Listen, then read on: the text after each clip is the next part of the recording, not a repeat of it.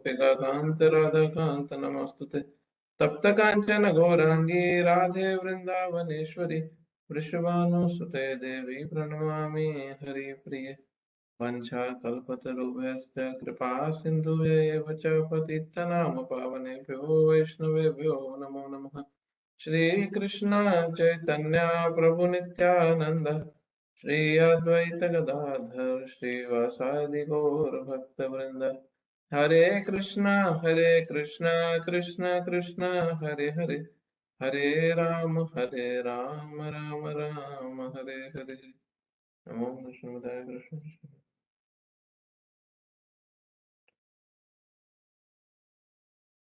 ओम विष्णुपदाय कृष्ण कृष्णाय भूतले श्रीमते भक्तिवेदांत स्वामी निति नामिने नमस्ते सरस्वती देवे गौरवाणी प्रचारिणे निर्विशेष शून्यवादी पाश्चात्य देश धारिणे। हरे कृष्णा।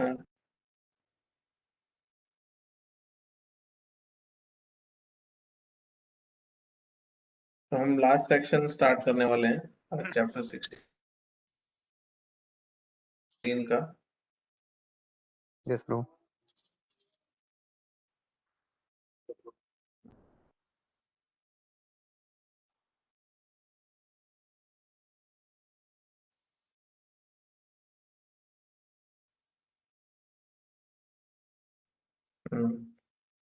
सो 21 से लेके 24 श्लोक तक। अभी बड़ा इंटरेस्टिंग सेक्शन है क्योंकि अभी यहाँ पे हमने पीछे में देखा था कि कृष्ण ने डिमोनियक क्वालिटीज, जो आसुरिक प्रवृत्तियां हैं, जो आसुरिक हैबिट्स हैं, वो डिस्क्राइब करी थी। तो अभी ये जो सेक्शन है, जो 21 से 24, ये जो सेक्शन है, इसका है किस तरह जो परम गति को प्राप्त करा जाए और यहाँ से कैसे निकला जाए।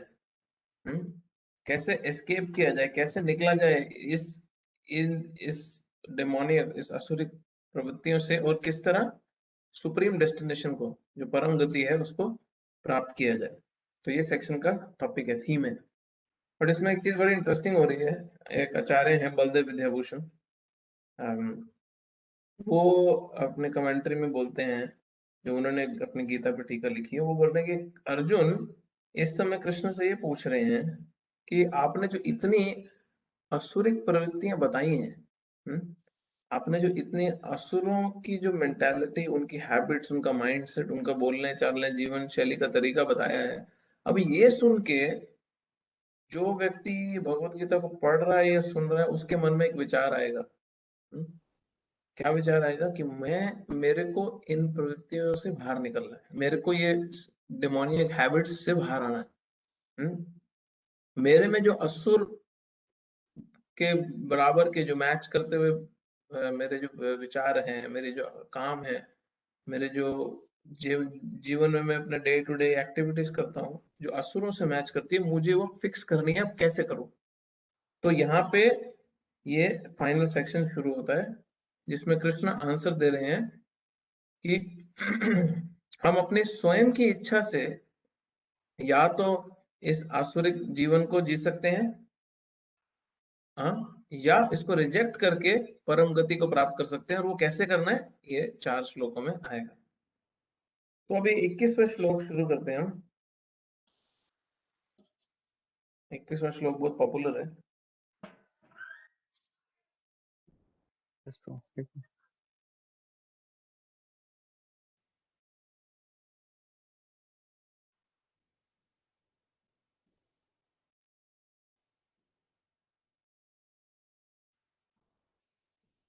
त्रिविधं नरकस्येदं द्वारं नाशनमात्मनः कामक्रोधस्तथा लोभस्तस्मात् एतत्त्रयं त्यजेत्। कृष्ण क्या बोल रहे हैं? इस नरक के 3 द्वार हैं, काम, क्रोध और लोभ।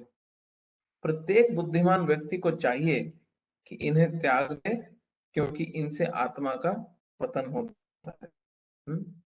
काम, क्रोध और लोभ। हम पिछले श्लोक में देखते हैं तो भगवान बोलते हैं कि किस तरह एक जीव पुनः पुनः आसुरी योनि में जन्म लेता रहता है, लेता रहता है, और ऐसा व्यक्ति मुझे कभी प्राप्त नहीं कर सकता, और वो और से और निचले योनि में नहीं, सिर्फ निचली सिचुएशन में, निचली परिस्थितियों में गिरता जाता है, गिरता जाता है। अभी इस श्लोक में भगवान बता रहे हैं कि वो जो निचली जो परिस्थिति है, जो नरक है, हाँ, ये उस नरक को पहुंचने के 3 रास्ते हैं, 3 दरवाजे हैं, 3 गेट हैं। क्या है? काम, क्रोध और लोभ, ग्रीड, एंगर, लस्ट। तात्पर्य छोटा सा इसका यहाँ पढ़ते हैं। यहाँ पर आसुरी जीवन आरंभ होने का वर्णन हुआ है। अब हमारा आसुरी जीवन इन 3 द्वारों पे दस्तक देने से स्टार्ट होता है, और इसमें से किसी में भी एक एंटर कर जाए या तीनों में एंटर करे तो नरक का रास्ता कंफर्म है। मनुष्य अपने काम को तुष्ट करना चाहता है, काम मीन्स लस्ट, किंतु जब उससे पूरा नहीं कर पाता तो क्रोध तथा लोभ उत्पन्न होता है। जो बुद्धिमान मनुष्य आसुरी योनि में नहीं गिरना चाहता, उसे चाहिए कि वह इन तीनों शत्रुओं का परित्याग कर दे, क्योंकि ये आत्मा का हनन इस हद तक कर देते हैं कि इस भव बंधन से मुक्ति की संभावना नहीं रह जाती। ये बहुत स्ट्रॉन्ग स्टेटमेंट है। हम्म? हम अपने काम की वासना के अंदर, हमारी कोई इंटेंस डिजायर है, घर बनाना है या गाड़ी बनाना है, गाड़ी खरीदनी है, या किसी पुरुष को स्त्री के प्रति कोई इंटेंस डिजायर है, बहुत ज्यादा डिजायर है, और वो उसकी इच्छा जब पूरी नहीं होती, तो वो व्यक्ति को अगला जो स्टेप आता है वो है क्रोध आता है। जब वो उसको पूरी करने की कोशिश करता है और वो उसको नहीं कर पाता, तो उसको क्रोध आता है, और उसका लोभ और बढ़ जाता है कि अब तो मुझे चाहिए ही चाहिए। जितने हम इंडिया में सुनते हैं, कितनी जगह पे एसिड अटैक होता है लड़कियों पे, लड़कियों पे एसिड फेंक देते हैं। उसका मेन कारण है ये कि पहले तो लड़का लड़की, एक लड़का लड़की को बहुत प्यार करने लगता है, उसको बहुत पसंद आती है वो लड़की, वो उसको पीछे पड़ता है, लड़की को बोलता है कि तुम मुझसे शादी कर लो। जब वो लड़की मना कर देती है किसी भी कारण, उसकी अपनी पर्सनल इच्छा है, नहीं पसंद करती है, नहीं करना चाहती, तो ये व्यक्ति का जो पहले लव था, सो कॉल्ड लव, जिसको वो प्यार बोल रहा था कि मैं तुमसे बड़ा प्यार करता हूँ, एक्चुअली वो प्यार था ही नहीं, वो केवल और केवल काम वासना थी, लस्ट थी। अब वो पूरी नहीं हुई तो उसको क्रोध आया, और उसने अपना क्रोध कैसे निकालता है? उसके ऊपर एसिड फेंक के, कि तू मेरे मेरे को नहीं मिल सकती, तो तू किसी लायक नहीं रहेगी, हाँ, जल जा। तो ये 3 द्वार नरक के इसीलिए हैं। हाँ, काम, क्रोध और लोभ, इन तीनों पे नियंत्रण रखना बहुत जरूरी है, क्योंकि ये तीनों ही हमसे पागलों जैसे काम करवाते हैं। हम इन तीनों की ग्रिप में फंसने के बाद, क्रोध के बाद, जब व्यक्ति गुस्से में आके अनशंड बोल देता है, अपने रिश्ते खराब कर बैठता है, हाँ, आपस में भक्त एक दूसरे की निंदा कर देते हैं, उनसे लड़ बैठते हैं, परिवार में हस्बैंड वाइफ के बीच में लड़ाई हो जाती है, तो बाद में बहुत दुख होता है, बट कुछ नुकसान, कुछ डैमेज ऐसे होते हैं जो एक बारी कर देता है व्यक्ति, उसको फिक्स करना बड़ा मुश्किल होता है। हाँ? ग्रीड, ग्रीड ये एक ऐसा फ्यूल है, हमारे हमारे खुद की काम वासनाओं को ऐसा एक फ्यूल दिया गया है, जो जितना ज्यादा दो उतना ही ज्यादा बढ़ता जाता है। जब एक नया नया बच्चा स्टूडेंट कॉलेज पास करता है, चाहे इंडिया में हो चाहे यहाँ पे हो, तो वो उम्मीद करता है उस समय कि मेरे को बस इतनी जॉब लग जाए, भगवान प्लीज मेरे को एक जो शुरुआत में जॉब लगवा दो, ताकि मेरा घर का खर्चा वर्चा चल जाए। फिर उसको लग जाती है जॉब, फिर उसको नेक्स्ट स्टेज आती है, फिर उसको हायर प्रमोशन चाहिए, फिर उसको और हायर प्रमोशन चाहिए, और उसके लिए वो और डट के काम कर रहा है, उसकी ग्रीड खत्म ही नहीं हो रही। उसकी सारी जरूरतें पूरी हो रही हैं, बट फिर भी उसका ग्रीड खत्म नहीं हो रही, वो आसपास के लोगों के पास ज्यादा है तो उसको और चाहिए, और वो लगा रहता है, लगा रहता है, लगा रहता है, इस हद तक कि वो अपने जीवन के लक्ष्य से पूरी तरह हट जाता है। पैसा कमाने में, अपनी इच्छाएं पूरी करने में कोई प्रॉब्लम नहीं है, बट जब हम लोभ के स्तर पे आ जाते हैं, जब हमारे आंखों के सामने सिर्फ लोभ का चश्मा रहता है, तब हमारे जीवन में एक ही चीज इंपॉर्टेंट रहती है, वो है हमारी इच्छाएं पूरी करना। फिर उसमें भक्ति करना, भक्तों की सेवा करना, भगवान की इच्छाएं पूरी करना, कुछ भी मायने नहीं रखता। इसलिए ऐसे व्यक्ति नीचे नीचे निचला जीवन ही जीते जाते हैं और नरकों की तरफ बढ़ते जाते हैं। तो ये आखिरी लाइन बड़ी इंपॉर्टेंट है इस तात्पर्य की, अगर आप देखोगे, क्योंकि ये आत्मा का हनन इस हद तक कर देता है, ये सोल को इस हद तक डैमेज कर देते हैं ये तीनों आदतें, कि इस भवबंधन से मुक्ति की संभावना ही नहीं रह जाती। मतलब चांस ही नहीं बचता उस व्यक्ति के पास कि वो अपने को इस पूरे के पूरे जंजाल से बाहर निकाल सके। ऑप्शन ही नहीं बचती ऐसे व्यक्ति के पास। इतना अपने आप को एक जाल में फंसा लेता है। हम देखते हैं मकड़ी के जाल में कोई इंसेक्ट आता है, कोई कीड़ा मकोड़ा आता है, और वो अपने अपने को हिल हिल के वो बचने के चक्कर में इतना ज्यादा फंसा लेता है कि उसका वहीं पे मरना निश्चित हो जाता है। वो उस जाल से बाहर निकल ही नहीं सकता। तो ये सेम सिचुएशन एक उस व्यक्ति की होती है जिसके जीवन में किसी भी प्रकार से कोई भी भगवान के भक्त या भगवान की वाणी की वैल्यू नहीं होती। तो ऐसे व्यक्ति काम, क्रोध और लोभ में बहुत जल्दी फंसते हैं। अगला श्लोक।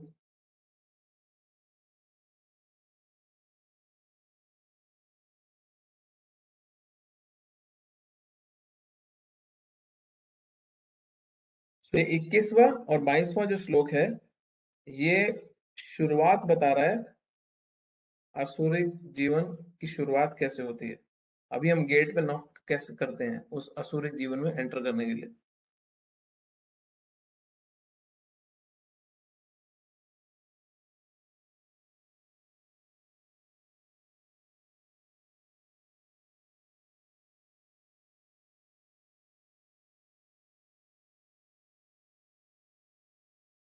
एतैर्मुक्त कौन्तेय तमो द्वारस्त्रिभिर्नरः अचरति आत्मना श्रेयस ततो याति परम गतिम्।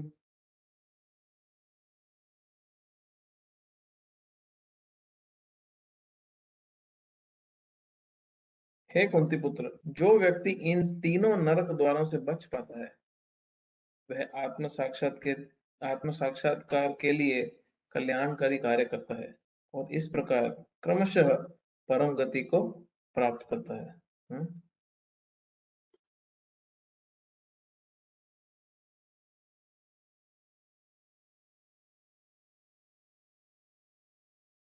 तात्पर्य, मनुष्य को मानव जीवन के तीन शत्रु काम, क्रोध तथा लोभ से अत्यंत सावधान रहना चाहिए। जो व्यक्ति जितना ही इन तीनों से मुक्त होगा, उतना ही उसका जीवन शुद्ध होगा। तब वह वैदिक साहित्य में आदिष्ट विधि विधानों का पालन कर सकता है। इस प्रकार मानव जीवन के विभिन्न विधि विधानों का पालन करते हुए वह अपने आप को धीरे धीरे आत्म साक्षात्कार के पद पर प्रतिष्ठित कर सकता है। यदि वह इतना भाग्यशाली हुआ कि इस अभ्यास से कृष्ण भावनामृत के पद तक उठ सके, तो उसकी सफलता निश्चित है। वैदिक साहित्य में कर्म तथा कर्मफल की विधियों का आदेश है, जिससे मनुष्य शुद्धि की अवस्था संस्कार तक पहुंच सके। सारी विधि काम, क्रोध तथा लोभ के परित्याग पर आधारित है। इस विधि का ज्ञान प्राप्त करके मनुष्य आत्म साक्षात्कार के उच्च पद तक उठ सकता है और इस आत्म साक्षात्कार की पूर्णता भक्ति में है। भक्ति में बद्ध जीव की मुक्ति निश्चित है। इसलिए वैदिक पद्धति के अनुसार 4 आश्रम तथा 4 वर्णों का विधान किया गया है। विभिन्न जातियों वर्णों के लिए विभिन्न विधि विधानों की व्यवस्था है। यदि मनुष्य उनका पालन करता है तो वह स्वतः ही आत्म साक्षात्कार के सर्वोच्च पद को प्राप्त कर लेता है। तब उसकी मुक्ति में कोई संदेह नहीं रह जाता। अभी इसमें एक चीज बड़ी इंटरेस्टिंग प्रभुपाद बोल रहे हैं कि इस प्रकार मानव जीवन के विधि विधानों का पालन करते हुए अपने आप को धीरे धीरे आत्म साक्षात्कार के पद पर प्रतिष्ठित करता है। अभी जो व्यक्ति, ये ध्यान से समझना क्योंकि ये हमारा प्रॉब्लम का मेन जड़ है। जो व्यक्ति बहुत ज्यादा काम, क्रोध और लोभ के जंजाल में फंसा है, वो व्यक्ति चाहते हुए भी, हाँ, वो व्यक्ति चाहते हुए भी इग्नोर कर देगा शास्त्रों में दी हुई बातों को। क्यों? क्योंकि यहाँ पे आया ना एक जगह पे, शास्त्र का डिजाइन ही इस तरह है, शास्त्र जिस तरह डिजाइंड है, वो डिजाइन ही इस तरह है कि हम काम, क्रोध और लोभ से दूर भागेंगे। अगर हम शास्त्र को फॉलो करेंगे तो हमारा काम, क्रोध और लोभ ऑटोमेटिकली कम होएगा। बट जिस व्यक्ति को इसको कम नहीं करना, उस वो नेचुरली क्या करता है? वो शास्त्र को रिजेक्ट करना शुरू करता है। या तो वो शास्त्र को रिजेक्ट करता है, हाँ, या अगर उसके पास शक्ति है तो वो शास्त्र को मैनिपुलेट करता है, फिक्स चेंज करता है, उसको गलत ढंग से प्रेजेंट करता है। जैसे कुछ लोग हैं ऐसे जो जो बोलते हैं संभोग से समाधि तक हम साक्षात्कार करेंगे अपने आप का, हम संभोग करेंगे, हम पूरी तरह से अपनी इंद्रियों की तृप्ति करेंगे और ये करके हम समाधि तक पहुंचेंगे। वो व्यक्ति अपनी काम वासना के कारण, अपने इंद्रियों का कंट्रोल ना करने के कारण एक ऐसी फिलॉसफी बताता है जिसमें कोई भी व्यक्ति उसको गलत ना ठहराए। ये सेम प्रॉब्लम हुई क्रिश्चियनिटी के साथ भी। जब क्रिश्चियनिटी में जितने भी राजा आए, उन लोगों के पास अथॉरिटी थी कि वो अपने जो बाइबल है उसमें चेंजेस कर दें। तो हुआ क्या कि जिस जिस राजा को जो जो कार्य करना था, वो उसने उसमें बाइबल में चेंजेस करके किया। तो ये हालत हो गई है कि इनके सबसे पवित्र दिन जो है क्रिसमस और ईस्टर, उस दिन पे भी चर्च के अंदर बैठ के यहाँ पे वाइन पी जाती है, रेड वाइन, और ईस्टर के दिन स्पेशली यहाँ पे टर्की मीट खाया जाता है। मैं एक भक्त से बात कर रहा था मेलबर्न में, अब तो वो काफी बूढ़े हो गए, वो क्रिश्चियन पैदा हुए हैं। वो बता रहे थे कि हमारे बचपन में हमारे को हमारे बड़े पेरेंट्स ने यही बताया था कि जीसस ने रेड वाइन नहीं पी थी, क्योंकि अभी के क्रिश्चियन से रीजन देते हैं कि जीसस ने रेड वाइन पी थी इसलिए हम रेड वाइन पीते हैं। बोलते जीसस जीसस क्राइस्ट ने ग्रेप जूस, अंगूर का रस पिया था, लाल अंगूरों का जो लाल रंग का था, और उन्होंने ब्राउन कलर की ब्रेड खाई थी। तो अभी इन्होंने ब्राउन ब्रेड को रिप्लेस कर दिया टर्की जो बर्ड आती है उसके मीट से, उसके मांस से, वो भी ब्राउन कलर का होता है, और लाल रंग के जो अंगूर का जूस था उसको कर दिया लाल रंग की वाइन से चेंज। अब ये जो है, ये बाइबल में लिखा है, जो नई बाइबल है, कहाँ से आया? जो लेटर जो राजा आए उन्होंने चेंजेस किए इसमें। तो ये प्रॉब्लम है। हम लकी हैं कि भगवत गीता में ऐसे कोई चेंजेस नहीं हुए, नहीं तो ये इतना इम्पोर्टेंट मैसेज हम तक कभी पहुंचता ही नहीं। हम्म? ये ऋषि मुनियों ने ये अथॉरिटी कभी राजाओं को दी नहीं, इसलिए भगवत गीता अपनी पवित्रता में बच गई, जैसी पवित्र वो है। बट फिर भी कुछ लोगों ने साधुओं के वेश में आके शास्त्र को तोड़ मरोड़ने की कोशिश की है और अपने अपने शिष्यों को छला है, और उन्होंने ऐसी ऐसी टिप्पणियां, ऐसे ऐसे विधि विधान दिए हैं जो केवल और केवल काम, क्रोध और लोभ को बढ़ाते हैं, कम नहीं करते। बट क्योंकि कुछ शुद्ध, भगवान के शुद्ध भक्त, कुछ महान साधु लोग थे सोसाइटी में जिन्होंने इसको बहुत संभाल के रखा, इस नॉलेज को, तो हमारे तक आज की डेट में ये पवित्र ज्ञान पहुंच चुका है, जहाँ पे काम, क्रोध और लोभ जैसे दुश्मनों से लड़के उनको फिक्स करने की, उनको शांत करने की विधियां हमारे पास हैं। तो ये जो आत्म साक्षात्कार करना है, ये शास्त्रों के आधार पे करना बहुत जरूरी है, उसको अपने जीवन में उतारना बहुत जरूरी है। कृष्ण आगे अगले 2 श्लोकों में इसमें बात करने वाले हैं कि बड़ा इंपॉर्टेंट है ये। अगला श्लोक।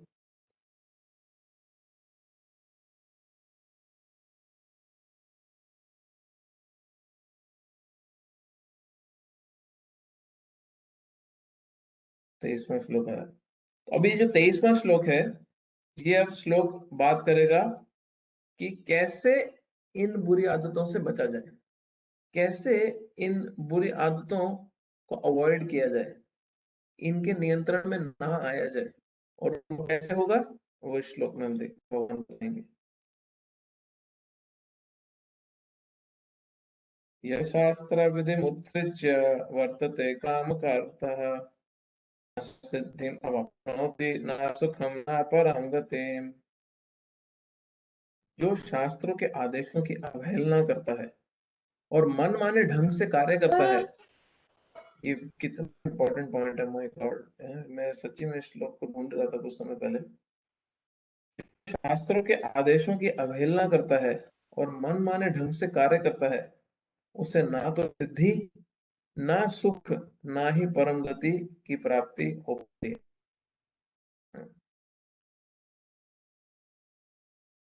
न सा सिद्धिम वाप्नोति ना सुखम ना परम गति। कोई सिद्धि, किसी प्रकार की सिद्धि प्राप्त नहीं होती।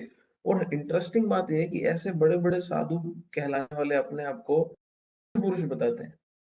कृष्ण भगवत वो साफ साफ बोल रहे हैं, जिसने शास्त्रों की अवहेलना करी है, जो अपने मन माने ढंग से कार्य करता है, उसको सिद्धि प्राप्त नहीं हो सकती, सुख प्राप्त नहीं हो सकता, परम गति तो भूल ही जाओ, दूर दूर तक नहीं हो सकती। तात्पर्य, जैसा कि पहले कहा जा चुका है, मानव समाज के विभिन्न आश्रम तथा वर्णों के लिए शास्त्र विधि दी गई है। प्रत्येक व्यक्ति को इन विधि विधानों का पालन करना होता है। यदि कोई इनका पालन ना करके काम, क्रोध, लोभवश स्व इच्छा से कार्य करता है, तो उसे जीवन में कभी सिद्धि प्राप्त नहीं हो सकती। दूसरे शब्द में, भले ही मनुष्य ये सारी बातें सिद्धांत के रूप में जानता रहे, लेकिन यदि वह इन्हें अपने जीवन में नहीं उतार पाता, अधम, तो वह अधम जाना जाता है। मनुष्य योनि में जीव को आशा की जाती है कि वह बुद्धिमान बने और सर्वोच्च पद तक जीवन को ले जाने वाले विधानों का पालन करे। किंतु यदि वह इनका पालन नहीं करता, तो उसका अधः पतन हो जाता है। लेकिन फिर भी जो विधि विधानों तथा नैतिक सिद्धांतों का पालन करता है, किंतु अंतर्गत वह परमेश्वर को समझ नहीं पाता, तो उसका सारा ज्ञान व्यर्थ जाता है। और यदि वह ईश्वर के अस्तित्व को मान भी ले, किंतु यदि भगवान की सेवा नहीं करता, तो भी उसके सारे प्रयास निष्फल हो जाते हैं। अतएव मनुष्य को चाहिए कि अपने आप को कृष्ण भावनामृत तथा भक्ति के पद तक ऊपर ले आए, तभी वह परम सिद्ध अवस्था को प्राप्त कर सकता है, अन्यथा नहीं। अब ये इसमें एक बेसिक जो पॉइंट आ रहा है वो ये है कि शास्त्र को फॉलो तो करना है, सिर्फ सुनना है, नहीं मानना नहीं है। बहुत सारे लोग बोलते हैं हमारा तो पूरा विश्वास है सनातन धर्म में, हमारा तो पूरा विश्वास है शास्त्रों में, बट उनके जीवन की जब शैली हम देखते हैं, उनका लाइफस्टाइल देखते हैं, तो उसमें शास्त्र तो कुछ दिखता नहीं है। तो वो थ्योरेटिकली तो नॉलेज को जानता है, बट उसको अप्लाई भी करना है, अप्लाई भी करना है। अब वो दूसरा, ये पहला पॉइंट है कि शास्त्र की जो नॉलेज है उसको अप्लाई करना है अपने जीवन में, सिर्फ थ्योरेटिकली जानना नहीं है। दूसरा पॉइंट है कि भगवान का जो तत्व है उसको जानना। वो क्या है कि अगर हम नियमों का, रूल्स रेगुलेशन को फॉलो भी करें, बट ये अंडरस्टैंडिंग तक नहीं आते, हाँ, कि भगवान कौन है, परम भगवान है कौन। हम शास्त्र में दी हुई विधि विधानों को पालन कर रहे हैं, हम आज ये व्रत रखेंगे, आज हम वो वाला व्रत रखेंगे, हाँ, आज हम ये यज्ञ करेंगे घर में, बट यही नहीं पता कि किसके लिए हो रहा है, उसका फाइनल डेस्टिनेशन कौन है, भगवत तत्व है क्या, तो उसका ये सब व्यर्थ हो जाएगा।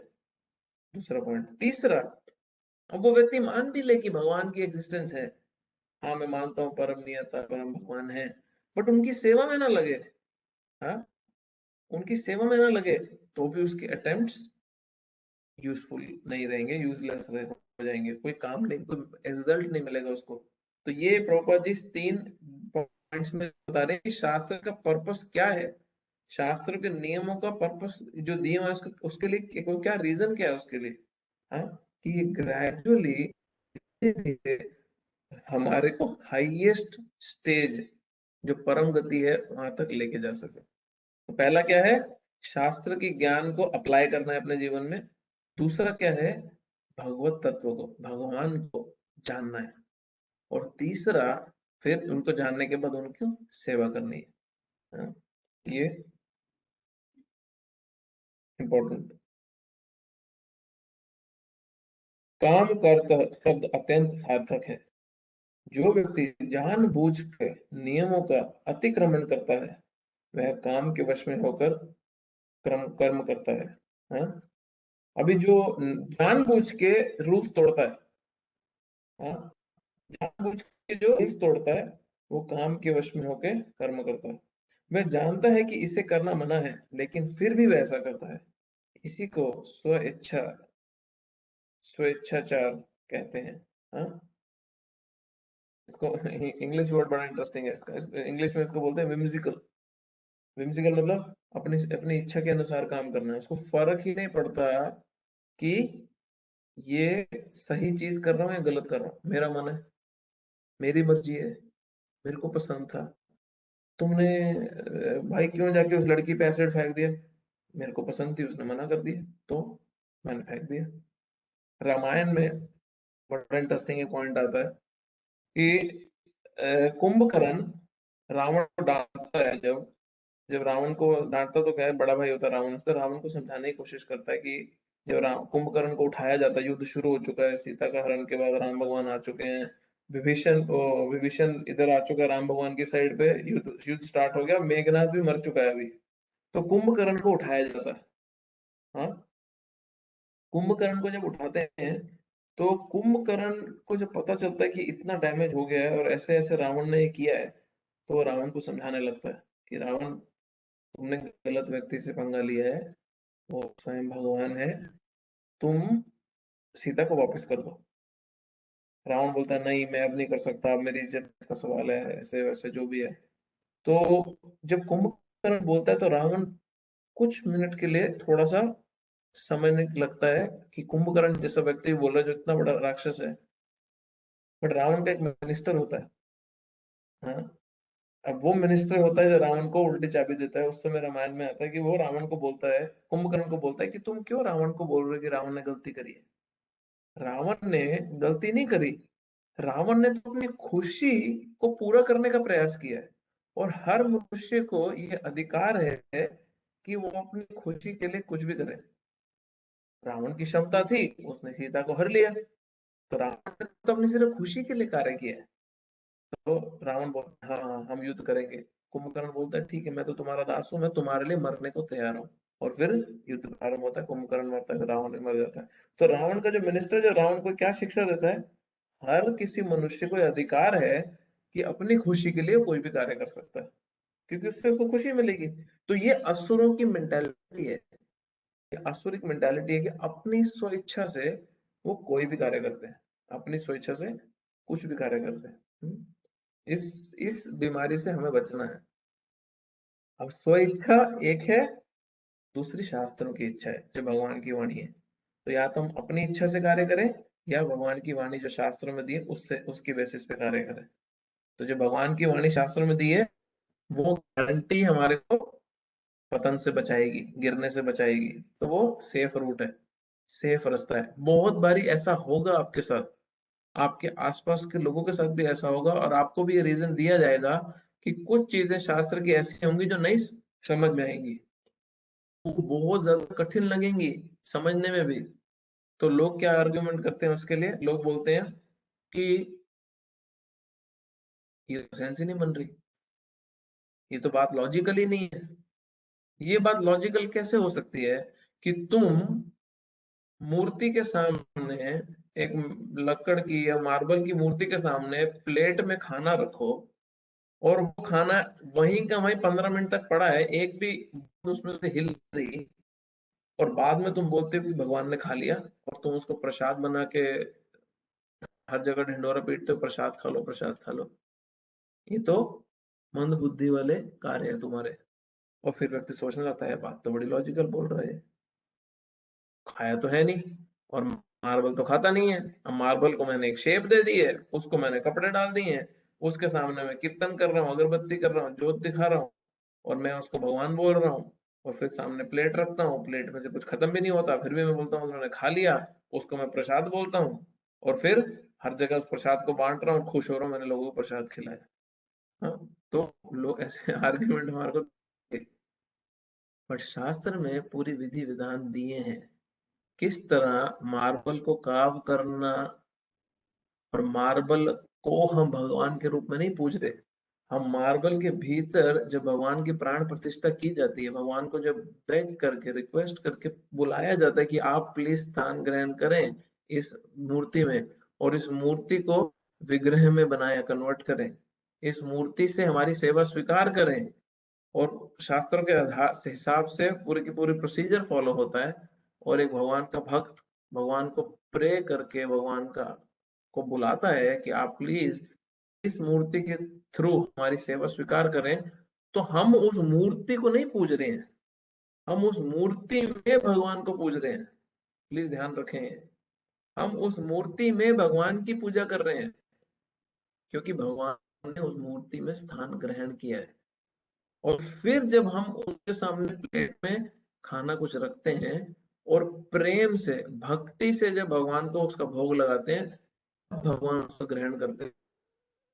तब वो जब प्रसाद में कन्वर्ट होता है, तब उसका असर हमारी चेतना पे क्या होता है कि हमारी चेतना शुद्ध होने लगती है। तो अभी कोई ऐसे तर्क दे, लॉजिकली हमारे को समझाए, तो हम खुद ही शास्त्र की इन बातों को इलॉजिकल मान के त्यागने लगेंगे। बट नहीं भी समझ आती शास्त्र की कुछ बातें, को फॉलो कर लेना चाहिए। क्यों? क्योंकि हमें नहीं समझ आ रही, संभाल लिया, बट कितने महान साधु संतों को उसी शास्त्र की बातों ने परफेक्शन दी है, सिद्धि प्राप्त कराई है। तो हमारा भी जब प्यूरिफिकेशन होगा, हमारा भी जब मन और पवित्र होगा, हमें समझ आने लगेगी।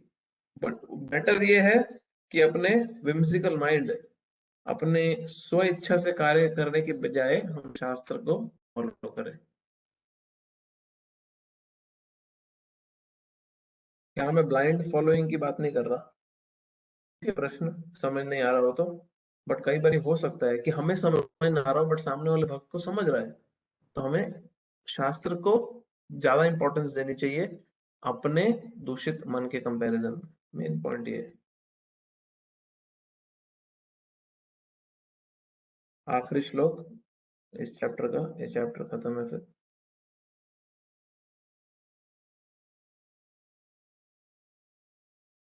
तस्मात् शास्त्रं प्रमाणं ते कार्य कार्य व्यवस्थितो यत्र शास्त्र विधानोक्तं कर्म कर्तुम इहार्हसि।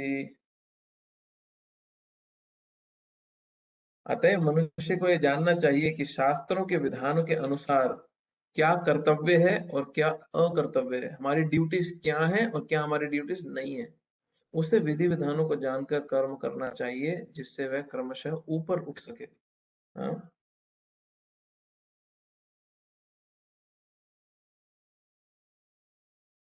जैसा कि 15वें अध्याय में कहा जा चुका है कि वेदों के सारे विधि विधान कृष्ण को जानने के लिए है।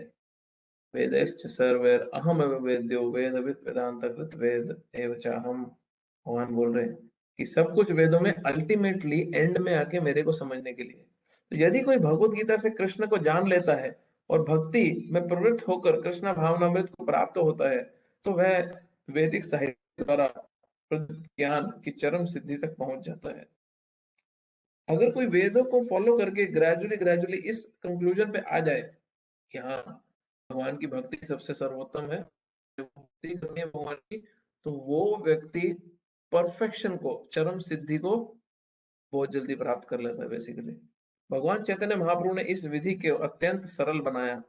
उन्होंने लोगों से केवल हरे कृष्ण महामंत्र जपने तथा भगवान की भक्ति में प्रवृत्त होने और अर्च विग्रह को अर्पित उचिष्ट खाने के लिए कहा। क्या बोला उन्होंने? चैतन्य महाप्रभु ने सिंपल सा सोल्यूशन क्या दिया? पहला, हरे कृष्ण महामंत्र का जाप करना। हरे कृष्ण कृष्ण कृष्ण हरे हरे, हरे हरे राम हरे राम राम राम हरे हरे। राम हरे हरे। इसका जाप करना है, कीर्तन करना है, हाँ, तथा भगवान की भक्ति में प्रवृत्त होना है। दूसरा, भगवान के जो अर्च विग्रह है, भगवान की मूर्ति है, उसको भोग लगा के प्रसाद खाना है। डांस एंड फीस्ट, प्रसाद खाना है और भगवान का कीर्तन करना है।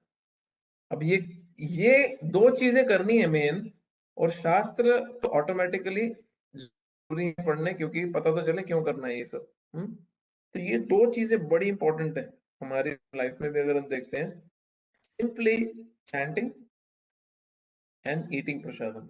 बस।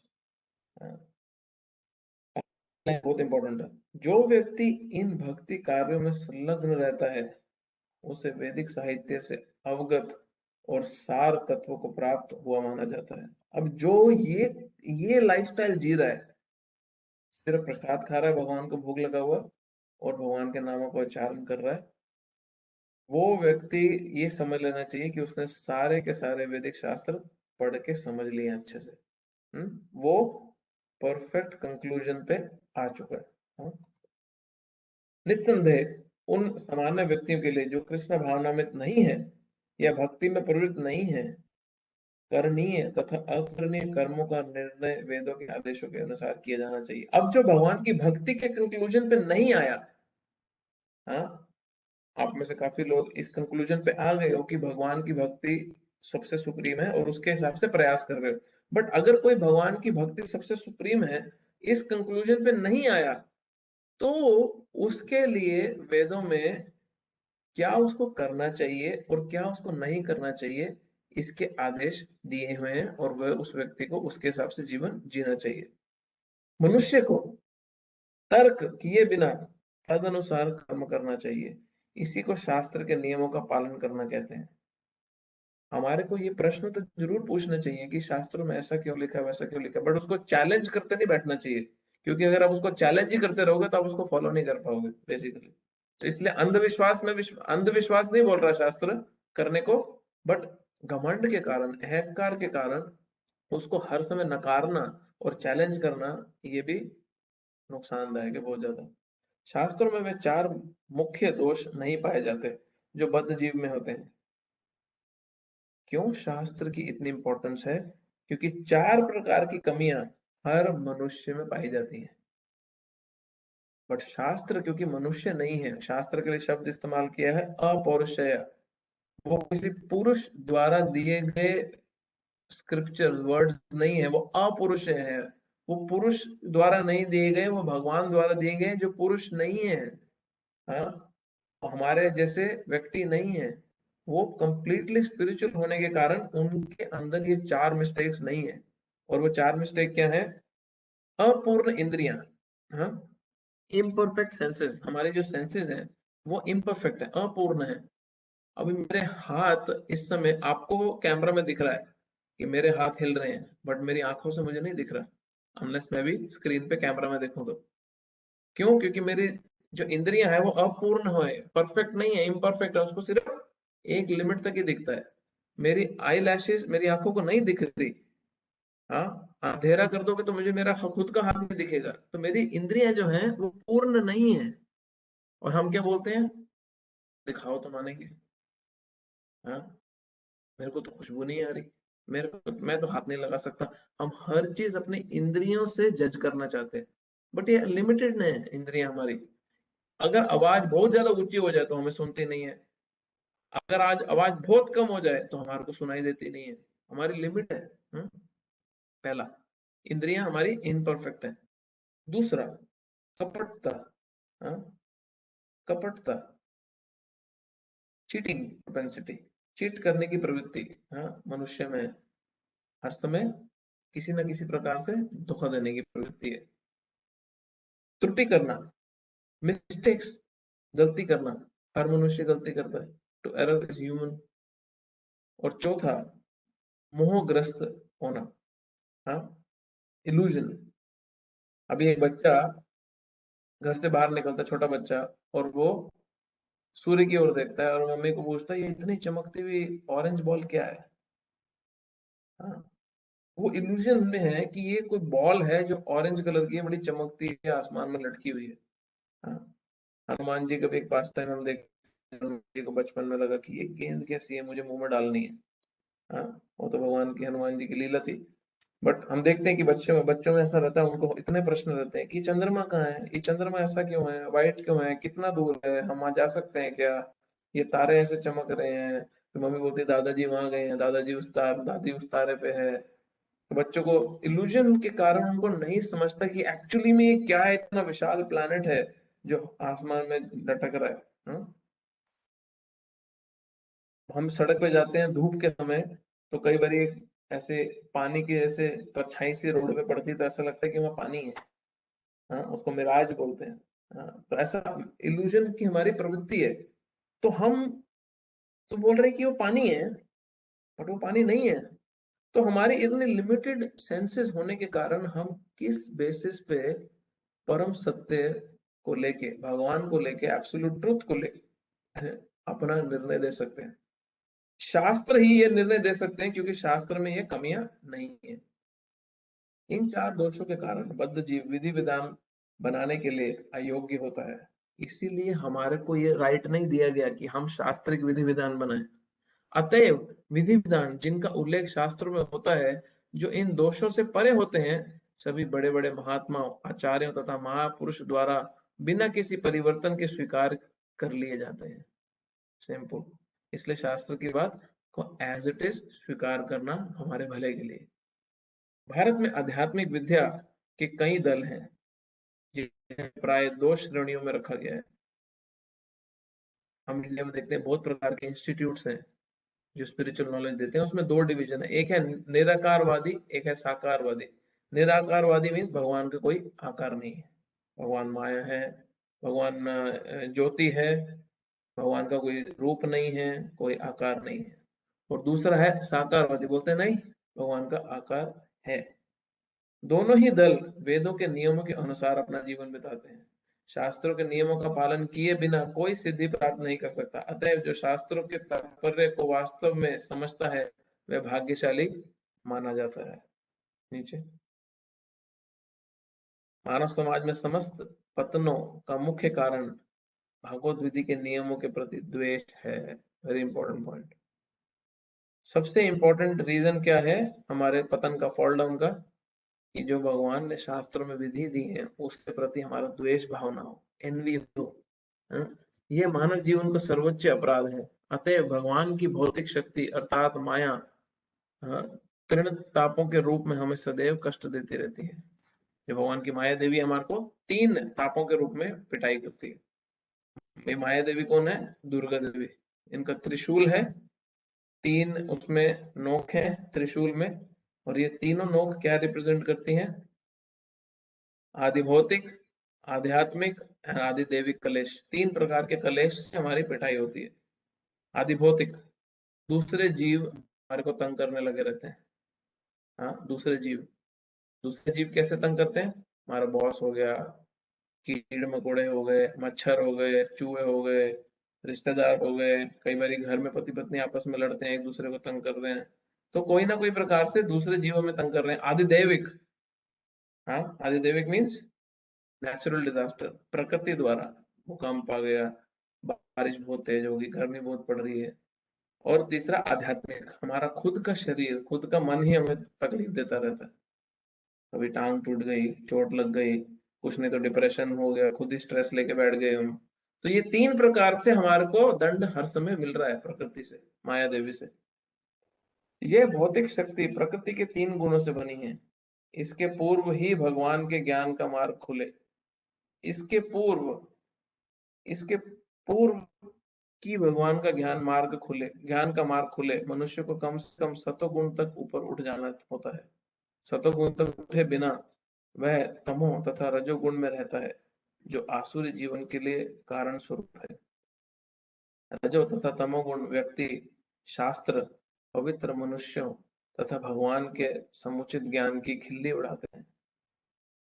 हम कई बार स्ट्रीट पे हरिनाम करते हुए जाते हैं, जैसे हर ट्यूसडे पे जाते हैं, तो हम देखते हैं कि जो व्यक्ति बहुत ज्यादा रजोगुणी और तमोगुणी है, हाँ, वो हमारे पे हंस रहे होते हैं। कई बार हम देखते हैं वो मजाक उड़ा रहे होते हैं हमारा, और सच्ची में लिटरली ऐसे बोलते हैं कि कौन पागल लोग हैं, इस सड़क पे क्या गा रहे हैं, अलग अलग कपड़े पहन के, अजीब अजीब से बाल नहीं है इनके, क्या क्या व्यक्ति हैं ये लोग। वो उनको बड़ी हंसी आती है हमारे, वो खिल्ली उड़ाते हैं हमारी।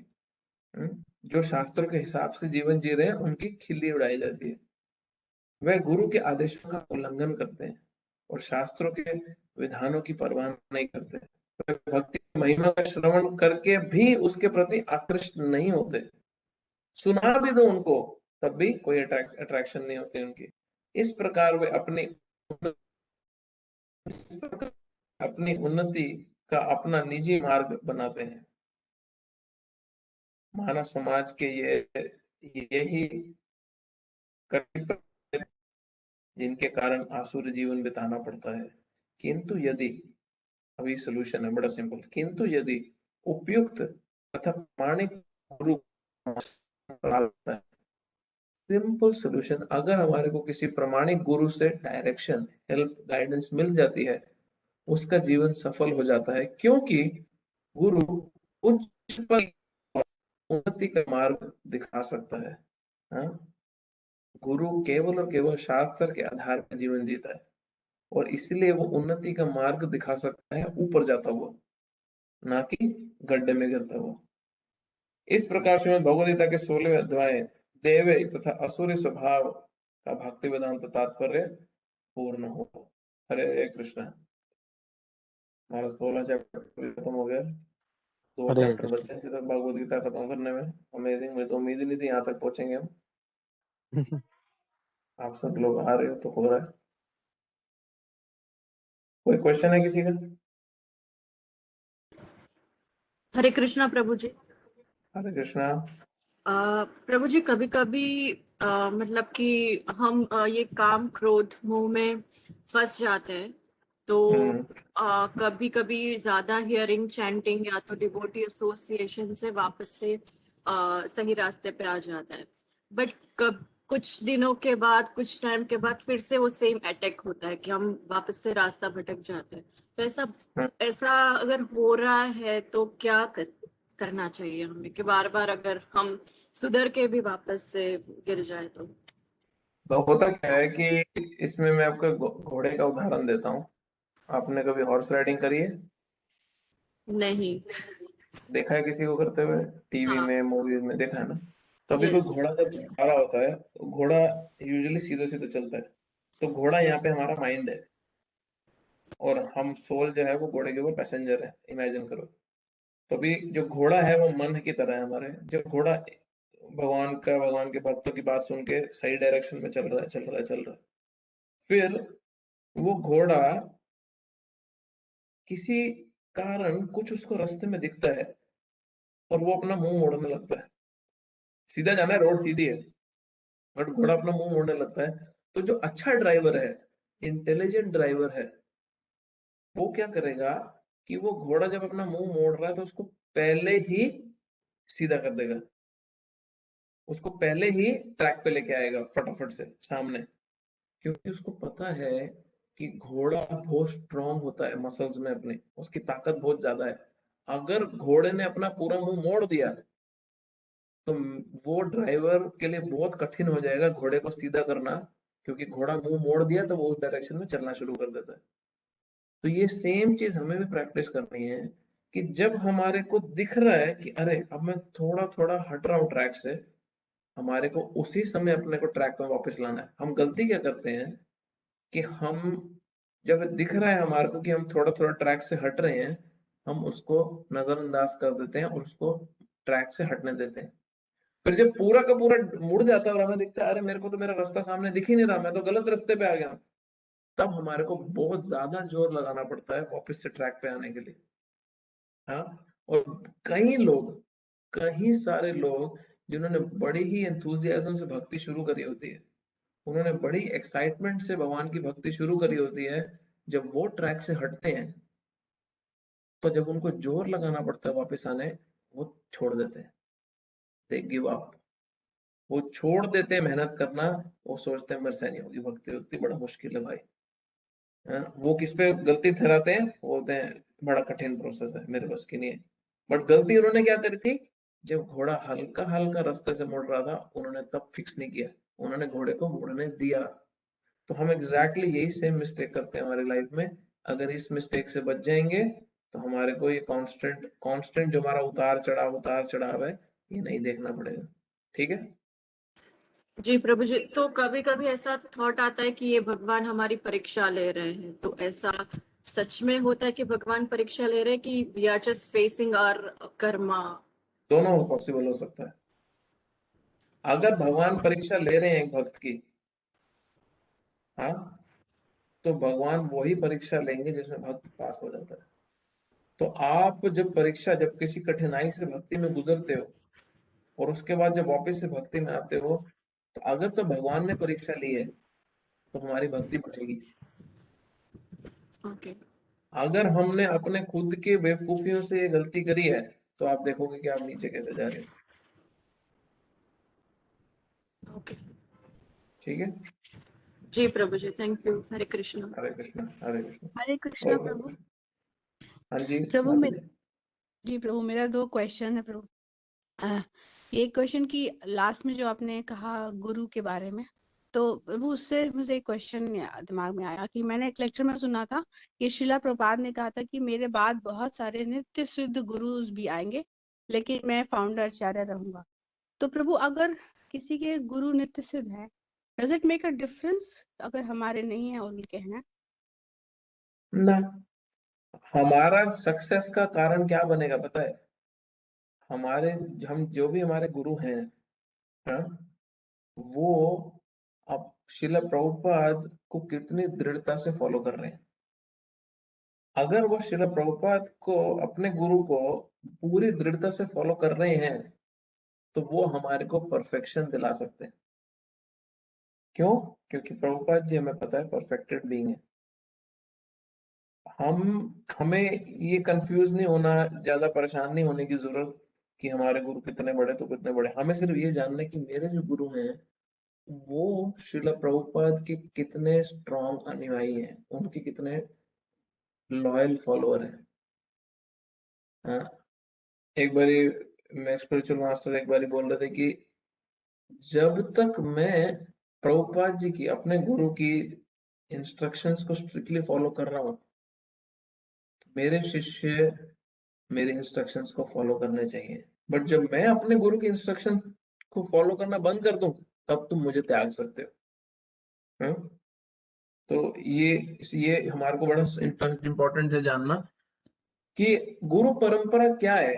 गुरु परंपरा ये है कि एक गुरु अपने गुरु की इंस्ट्रक्शंस का दृढ़ता से पालन कर रहा है, वो अपने गुरु के इंस्ट्रक्शंस का दृढ़ता से पालन कर रहा है, वो अपने गुरु, और ये फाइनली भगवान तक जाता है बिना किसी ब्रेक के, बिना किसी चेन के टूटे। और ये जो मैसेज है ये डायरेक्टली भगवान से आता है। इसलिए आम व्यक्ति भी जब अपने गुरु का बहुत स्ट्रांग फॉलोअर शिष्य बनता है तो उसमें भी शक्ति आ जाती है, उसकी वाणी में भी शक्ति आ जाती है। क्यों?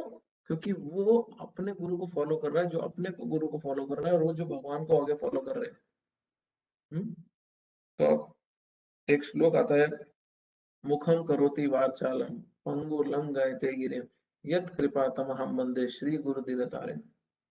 मुखम करोति वाचालम, एक गूंगा व्यक्ति भी लेक्चर देने लगता है, अच्छे अच्छे विद्वानों की तरह बात करने लगता है।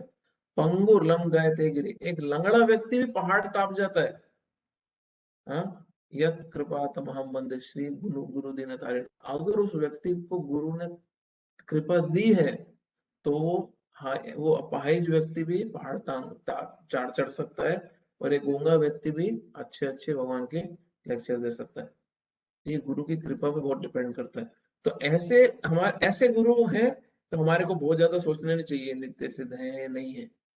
वो नित्य सिद्ध की ही स्थिति में है। क्यों? क्योंकि वो दृढ़ता से भगवान के और अपने गुरु के इंस्ट्रक्शंस को फॉलो कर रहे हैं। तो उनको फॉलो करना मतलब एग्जैक्टली कृष्ण को फॉलो करना है। ऐसे गुरु को फॉलो करना मतलब एग्जैक्टली कृष्ण को फॉलो करना है।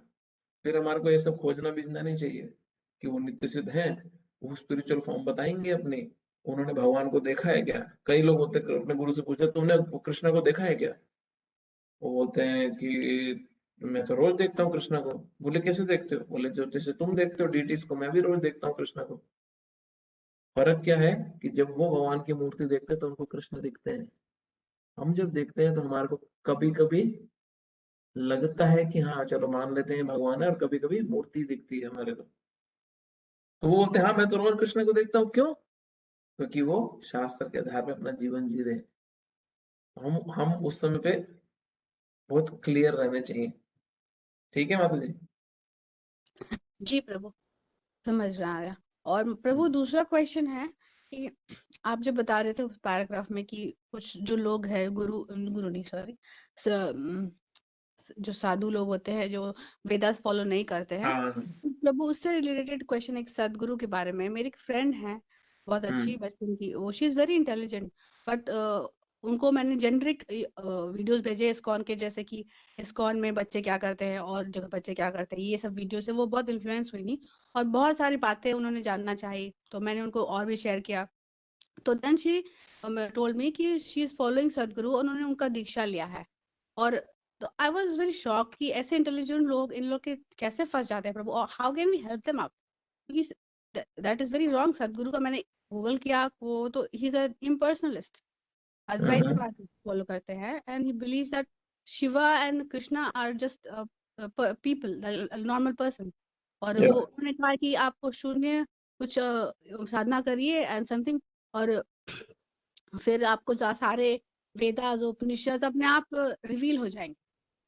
So how can we help such people, Prabhu, like because she Krishna is ने very अभी भगवत गीता में अभी ये एग्जैक्ट श्लोक इसीलिए बताया कि जो शास्त्र के विधि विधान के हिसाब से कार्य नहीं करता, भले ही वो जितना मर्जी महान दिखे, वो व्यक्ति सक्सेस परफेक्शन नहीं प्राप्त करा सकता। Very very simple, Krishna very very clear है ना। जो शास्त्रों के इंजंक्शंस को त्याग देता है और अपने स्वयं के बनाए हुए रास्ते पे चलता है, ना ही उसको सिद्धि मिलती है, ना ही उसको सुख मिलता है, ना ही उसको परम गति मिलती है। वो ऐसा मान सकता है, ऐसा दिखा सकता है, ऐसा महसूस कर सकता है कि वो सिद्ध है, बट उस व्यक्ति को नहीं मिलेगा, नहीं मिलेगा, नहीं मिलेगा। तो शास्त्र की विधि का पालन करना बड़ा जरूरी है। अब शास्त्र में जैसे हमने अभी पीछे भी पढ़ा, दो विधियां हैं। एक है निराकार की विधि, जिसमें भगवान को जो एब्सोल्यूट ट्रूथ है उसको ब्रह्म ज्योति बताया है, और एक है आकार साकारवाद, जिसमें भगवान की पर्सनैलिटी के बारे में बात करी है। तो अगर कोई व्यक्ति ब्रह्म ज्योति के प्रति आकर्षित है, भगवान के प्रकाश के प्रति, तो उसको है, इस कैटेगरी को बोला जाता है ब्रह्मवादी। हाँ, ब्रह्मवादी वो लोग होते हैं जो ये तो कहते हैं कि हाईएस्ट जो है वो भगवान की ज्योति, भगवान का प्रकाश है हाईएस्ट, बट वो जो कृष्ण को, राम को, शिव के जो स्वरूप हैं, उनको माया या मनुष्य से कंपेयर नहीं करते। वो बोलते हैं, ये जो कैटेगरी, ये क्या बोलते हैं कि कृष्ण राम भी दिव्य हैं, उनके शरीर भी आध्यात्मिक है पूर्ण रूप से, बट ब्रह्म ज्योति से आए हैं। बट वो ये नहीं बोलते कि इनके जो रूप हैं, इनके रूप तो हमारे जैसे हैं, इनमें सिर्फ शक्तियां हैं। ये भगवान के प्रति अपराध है। ऐसे व्यक्तियों को कभी भी परफेक्शन नहीं मिलेगी।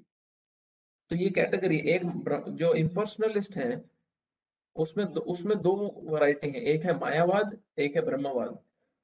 मायावाद जो है वो लोएस्ट कैटेगरी है। मायावाद ये जो जिनका आप नाम ले रहे हो, वो मायावादी कैटेगरी में, ऐसे व्यक्तियों को परफेक्शन नहीं मिल सकती। जो ब्रह्मवादी हैं, जो भगवान की जो स्पिरिचुअल फॉर्म है उसको निग्लेक्ट नहीं करते, बट उनका आकर्षण ब्रह्म ज्योति के प्रति है, ऐसे व्यक्तियों को परफेक्शन मिल सकती है। बट जो साकारवादी हैं, जो भगवान के पर्सनल फॉर्म के प्रति अपना अट्रैक्शन रखते हैं, उनको हाईएस्ट डेस्टिनेशन मिलती है। वो क्या है? उनको भगवान के धाम में, भगवान के सानिध्य में, भगवान के क्लोज एसोसिएशन में उनका सेवा करने का मौका मिलता है। यही फर्क है बस। ऐसे जितने भी व्यक्ति हैं जो शास्त्र की विधान, आप उनके जितने भी वीडियो सुन लेना, कभी भी कितनी भी सुन लेना, आपको कभी भी कोई शास्त्र से कोट सुनने को नहीं मिलेगा, कभी भी नहीं, कभी भी नहीं। मैं तो हैरान हो गया, एक बारी वो व्यक्ति, भगवत गीता के ऊपर किसी ने प्रश्न पूछा और वो कृष्ण के ऊपर पूरी टिप्पणी देने लगे, अच्छे से पूरा कृष्ण के ऊपर एक्सप्लेनेशन देने लगे, और फिर बाद में बोलते कि मैंने भगवत गीता तो कभी पढ़ी नहीं। तो जो व्यक्ति ने भगवत गीता कभी पढ़ी नहीं है, जिसको कृष्ण की टीचिंग्स के बारे में पता ही नहीं है, जिसमें भगवान अपनी पोजीशन इतनी डिटेल में एक्सप्लेन कर रहे हैं, वो व्यक्ति कृष्ण पर टिप्पणी देता है, पूरा लेक्चर है। हाँ, तो दिस इज अ प्रॉब्लम, ये बड़ा प्रॉब्लम है। तो लोग कैसा तुमने प्रमोशन किया है, कैसा तुम्हारे को मार्केटिंग की गई है, कैसा स्क्रीन पे दिख रहा है, उसके बेसिस पे अट्रैक्शन तो बहुत बहुत हो जाती है लोगों को, बट ये सोल्यूशन नहीं है मेन प्रॉब्लम का। मेन प्रॉब्लम क्या है? इस भव सागर से बाहर निकले कैसे और परफेक्ट हैप्पीनेस को पाए कैसे, ये मेन प्रॉब्लम है। हाँ, ठीक है मतलब प्रभु प्रभु लेकिन जैसे मेरी फ्रेंड है, उनको कैसे इसके बारे में हेल्प किया जाए, क्योंकि वो तो, मैं तो यहाँ से कुछ कर नहीं सकती।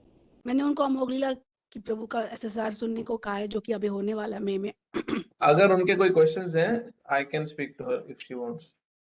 श्योर श्योर प्रभु। अगर आपको लगता है कि उनकी कोई हेल्प होगी उससे, जी प्रभु। क्योंकि मुझे पता नहीं है उनकी कहाँ पे क्या प्रॉब्लम है एग्जैक्टली। बट आप उनको ये भी आप उनको सीधे सीधे पूछ सकते हो ना कि तुम किसी व्यक्ति का मन फॉलो करना चाहते हो या तुम शास्त्र फॉलो करना चाहते हो। 50-60 साल पहले ये व्यक्ति का मन एग्जिस्ट नहीं कर रहा था। शास्त्र हजारों हजारों सालों से एग्जिस्ट कर रहे हैं, जो रिजल्ट दे रहे हैं।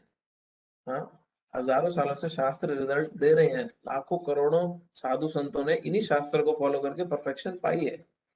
अब या तो मैं उस शास्त्र को फॉलो करूं या मैं एक व्यक्ति का मन को फॉलो करूं। अब मैं तो अपना जीवन किसी के मन को नहीं देने वाला। मैं तो शास्त्र को ही दूंगा अपना जीवन, क्योंकि मुझे पता है वो सेफ है, उसने रिजल्ट भी दिया है और वो मुझे परफेक्शन तक लेके जा भी सकता है। तो ये आपके फ्रेंड को आप पूछ सकते हो कि what she wants to choose.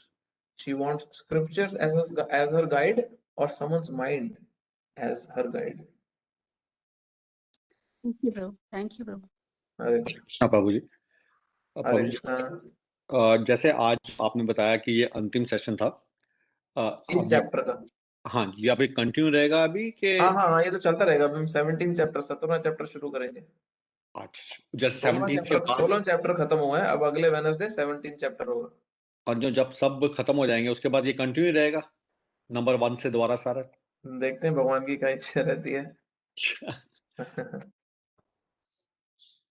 हमारा भी गोल है कि हम भगवद गीता खत्म कर दें एक बारी, क्योंकि मुझे उम्मीद नहीं थी सच्ची में कि यहाँ तक भी हम पहुंचेंगे। बट भगवान की कृपा से सब बात आप लोगों की एंथुजियाज्म से हो रहा है किसी तरह। यस प्रभु, हम लोग को 1 to 6 भी करना बाकी है। और कोई क्वेश्चन है किसी का? कृष्णा प्रभु। हरे कृष्णा। प्रभु जी, मेरे एक कलीग बैठे हैं मेरे पास और हाँ जी, कृष्णा प्रभु जी। एक मिनट, एक क्वेश्चन पूछ रहे हैं माता जी। हाँ जी प्रवीण प्रभु, थोड़ा ऊंचा बोलिए ना प्लीज। मेरे एक कलीग बैठे हैं मेरे पास यहाँ पे ऑफिस में, हाँ, और हाँ ही जी, is also listening to you. Yes. उनका एक क्वेश्चन है कि मन टिकता नहीं है, मन मतलब जो है ना वो थोड़ा सा चंचल रहता है, एक काम में ही मन नहीं लगता है, ऐसे कुछ करके क्वेश्चन है उनका। उनकी शादी हुई है? हाँ बिल्कुल, शादी हुई हुई बच्चे हैं है, उनके? दो बच्चे हैं बच्चे उनके हैं ना पास। उनके? हाँ, तो हाँ उनको जी। फिर एग्जाम्पल समझेगा। भगवद गीता में कृष्ण एक एग्जाम्पल बोल रहे हैं, श्लोक बोलते हैं, चंचल ही मना कृष्णा परमार्थिर बलवत दृढ़म। मन चंचल है, चंचल मीन्स रेस्टलेस है, परमार्थी मीन्स मैड भी है, बलवत मीन्स स्ट्रॉन्ग भी है, दृढ़ मीन्स डिटर्मिन्ड भी है।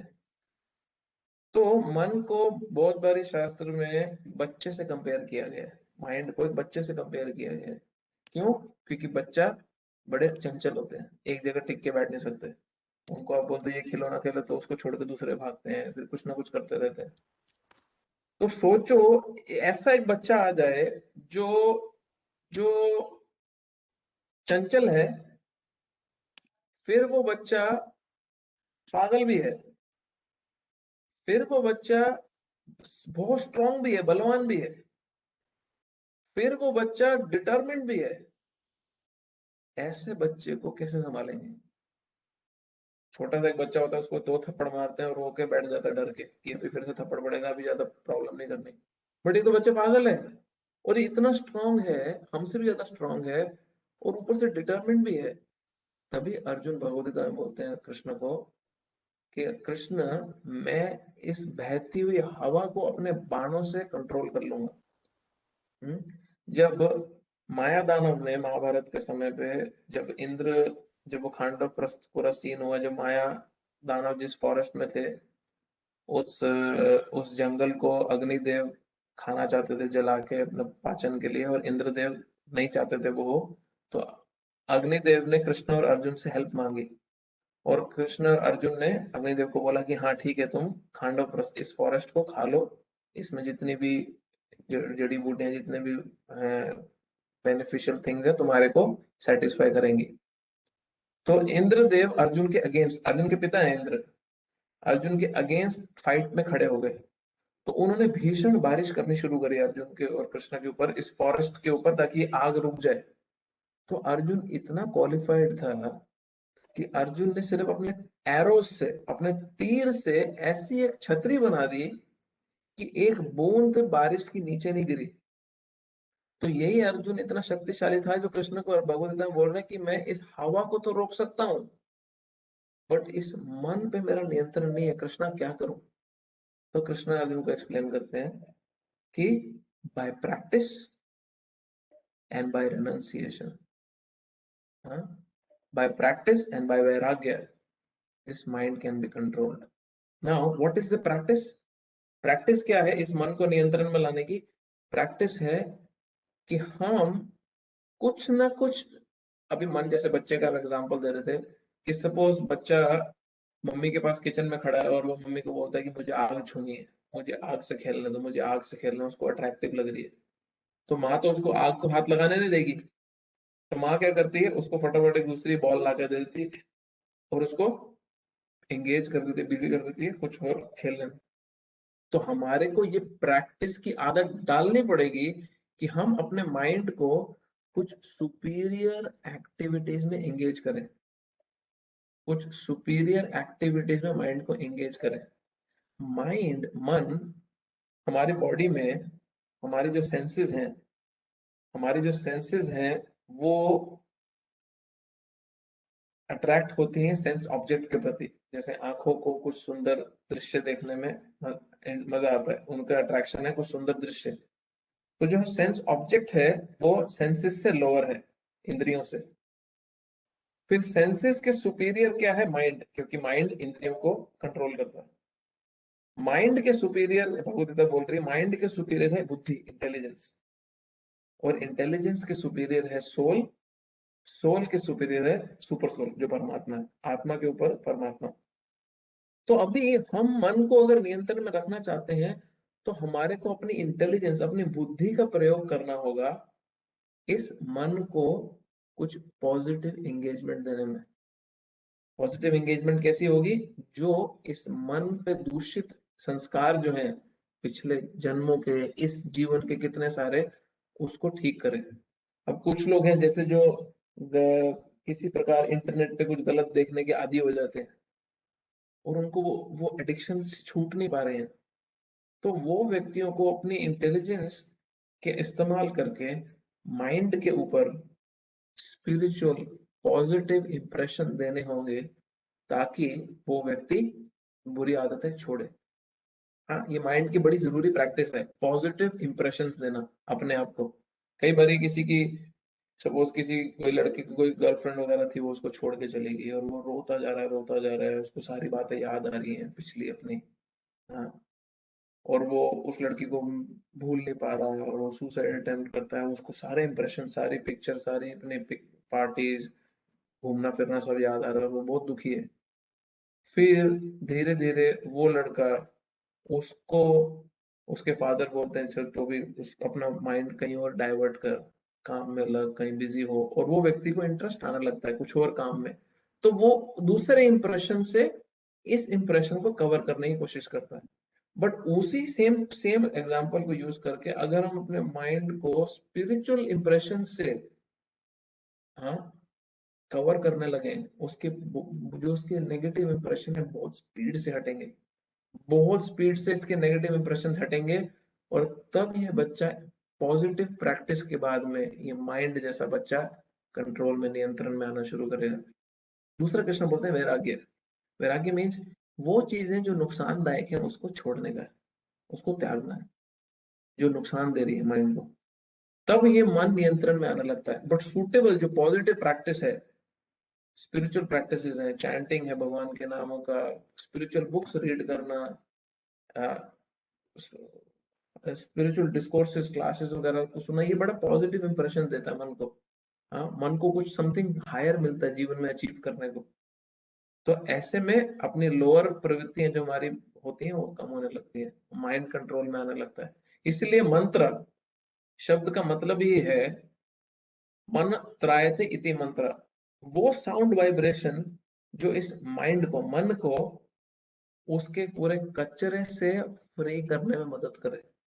मन त्रायते इति मंत्र, मन को त्रायते, त्रायते सुना होगा आपने कई बार, त्राही माम बोलते हैं। त्रायते मीन्स उसको डिलीवर कर दे, प्रोटेक्ट कर दे, बाहर निकाल दे, मन के उसके कचरे को बाहर निकाल के उसको पीसफुल, सेटिस्फाइड, हैप्पी पोजीशन में ले आए। तो ये बड़ा इंपॉर्टेंट प्रैक्टिस है। समथिंग सुपीरियर, हायर प्रैक्टिस बहुत नेसेसरी है। ठीक है वो। Thank you, Prabhu. Practice and renunciation exclusively Correct. explained. Thank you. Hare Krishna. Anything else? कुछ और है? ये खत्म करें? ठीक है। हरे कृष्णा। ग्रंथराज श्रीमद् भगवद गीता की जय, श्रील प्रभुपाद की जय। हरे कृष्ण। हरे कृष्ण प्रभु, थैंक यू।